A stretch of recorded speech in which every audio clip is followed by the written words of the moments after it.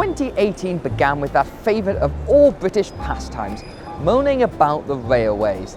The New Year dawn brought us a fare hike averaging 3.4% that stung commuters and raised those questions once again of how do we make Britain's railways better, fairer and more accessible? Well, I don't think they're doing that badly at the moment. I'm here at London Bridge Station, which is a symbol of all that is going right in the country's railways. After 5 years and £1 billion investment, the capital's oldest train station has been completely rejuvenated, and on time too.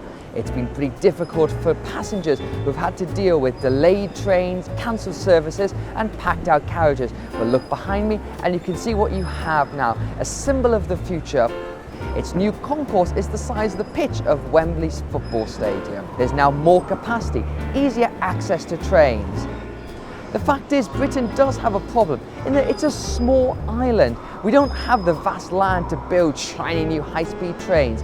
The best we can really do to improve capacity and make the railways better is to repair what we've got. That's what's happened at London Bridge and lots of other stations up and down the country.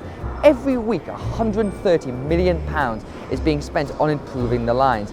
Up north, £500 million is being spent on new rolling stock to make the trains more comfortable.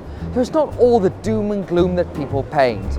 The franchising system that came in when trains were privatised is very complex, convoluted, people don't always understand it. But there are lots of myths about it too. The idea that billions of profit are going off to fat cats like Sir Richard Branson is simply not true. But of course there is room for improvement. Ticketing needs to be simpler and more straightforward, less fixed rates into the franchising system, and there needs to be realistic targets for passengers and revenues when contracts are given out. Nationalising the railways is not the answer. Putting the British Railways back into state control would not address the complex challenges of a Victorian-era system. But if there's better management and realistic expectations from the government and passengers, then there is a bright future ahead for Britain's railways.